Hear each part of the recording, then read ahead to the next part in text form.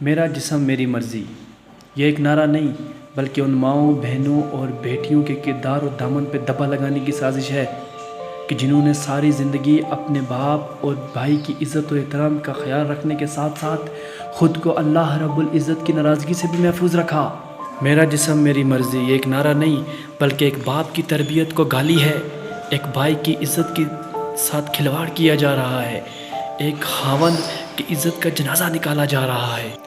मैं हरगिज़ औरत की आज़ादी के ख़िलाफ़ नहीं हूँ।